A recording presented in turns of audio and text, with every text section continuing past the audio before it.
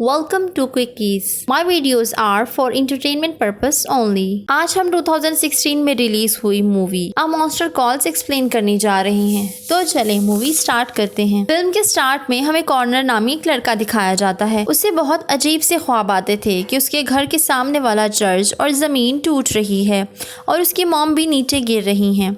Corner अपनी mom को बचाने की बेहद कोशिश करता है लेकिन नहीं बचा पाता। इतने में उसकी आंख खुलती है। अगले सीन्स में कॉर्नर स्कूल के लिए तैयार हो रहा था। उसकी मदर बहुत बीमार थी, इसलिए वो खुद ही घर के सारे काम करता था। स्कूल में हेनरी नामी लड़का उसे बहुत बुली करता। स्कूल के बाद वो अपने साथियों के साथ मिलकर कॉर्नर को मारता भी है, मगर कॉर्नर इस बारे में किसी को कुछ नहीं बताता। स्कूल से वापसी पर उसकी मॉम कॉर्नर की ग्रैंडफादर का फिल्म प्रोजेक्टर दिखाती है और वो किंग कॉन्ग मूवी देखते हैं। जब वो नीचे गिर रहा होता है तो कॉर्नर को अपना ड्रीम दोबारा से याद आता है और वो कमरे में जाकर उसी चर्च की ड्राइंग करता है। जब कॉर्नर विंडो से बाहर देखता है तो तेज हवा चल रही थी और चर्च के साथ वाला दरख्त मॉन्स्टर में बदल गया था। अब वो कॉर्नर के पास आता है और उसे कहता है, मैं तुम्हारे लिए ही आया हूँ। ये मॉन्स्टर कॉर्नर को पकड़ लेता है और कहता है, मैं तुम्हें 3 स्टोरीज बताऊंगा, फिर तू मुझे अपना ख्वाब बताना। अब पता चलता है कि ये तो कॉर्नर की इमेजिनेशन है और कॉर्नर अपनी मदर के पास सोने चला जाता है। अगले दिन वो उसी दरख्त के पास जाता है और देखता है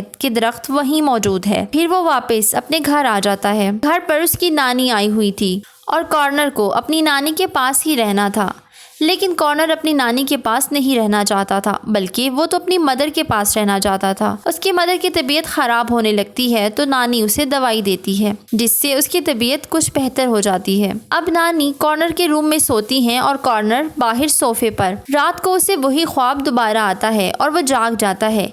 जब वो टाइम देखता है तो 12:07 हुए थे।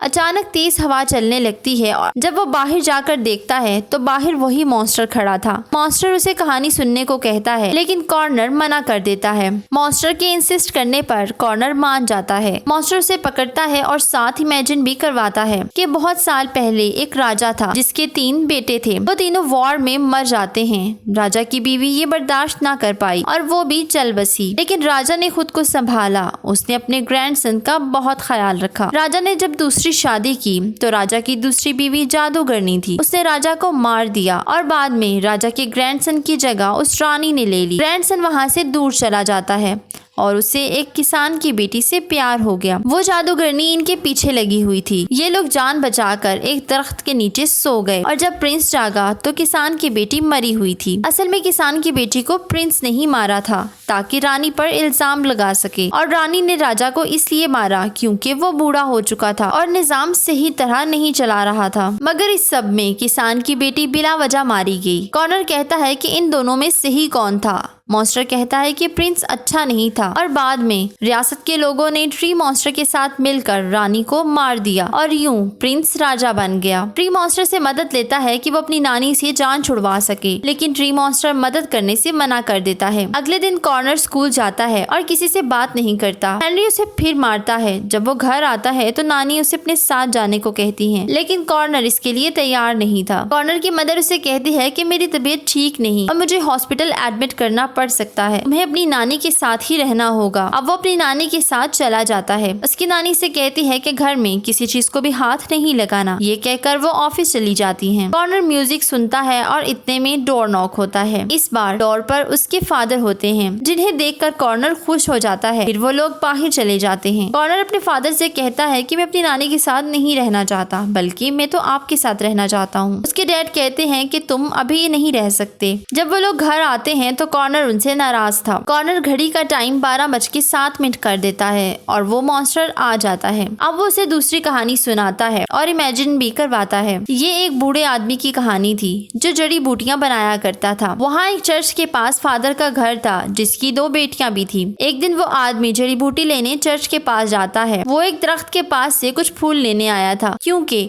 उस फूल से हर बीमारी का इलाज हो सकता था, लेकिन चर्च का फादर उसे नहीं लेने देता। कुछ दिन बाद उसकी बेटियां बहुत बीमार हो गईं और वो उसी जड़ी बूटी वाले आदमी के पास गया, मगर उसने मदद करने से इनकार कर दिया और उसने कहा कि अगर तुम मुझे उस दिन ना रोकते तो बहुत से लोगों की जान बच सकती थी। और यूं उस फादर की बेटियां मर जाती हैं। अब मॉन्स्टर कॉर्नर से पूछता है कि मैं चर्च कहाँ से तोड़ूं। फिर वो लोग चर्च को तोड़ने लगते हैं और कॉर्नर भी चीजें तोड़ने लगता है।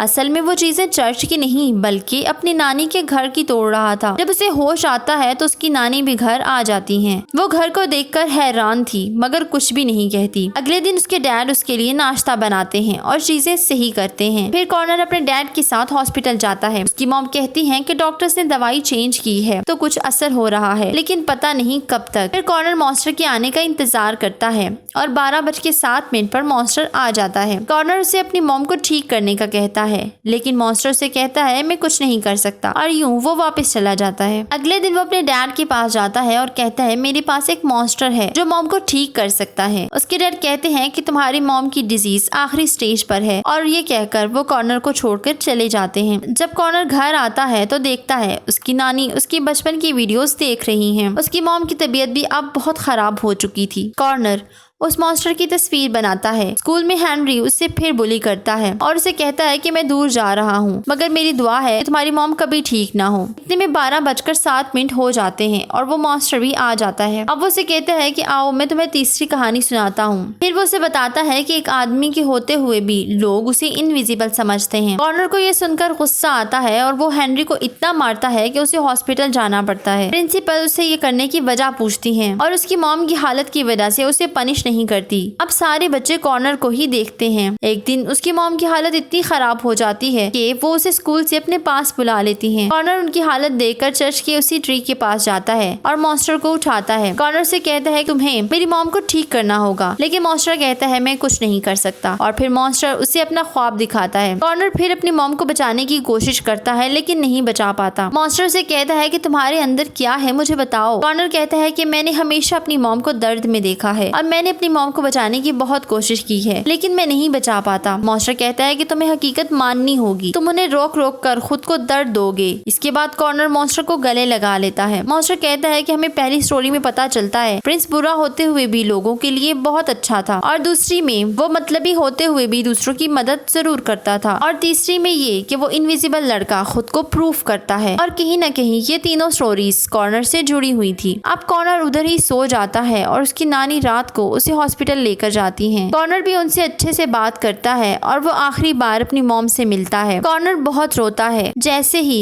12:07 होते हैं तो उसकी मॉम दुनिया से चली जाती हैं। अब नानी भी कॉर्नर को समझने लगी थी और अब वो एक दूसरे के साथ खुश थे। उसकी नानी कॉर्नर की मॉम का कमरा कॉर्नर के लिए तैयार करती है। कॉर्नर को वहाँ अपनी मॉम की ड्राइंग बुक मिलती है और पता चलता है कि वो भी उसी मॉन्स्टर से बात करती थी। असल में कॉर्नर को उसकी मॉम ही ये स्टोरी सुनाया करती थी और ये मॉन्स्टर कॉर्नर की इमेजिनेशन था। और इसके साथ ही मूवी एंड हो जाती है। Please don't forget to subscribe, follow my social handles. Thank you for watching.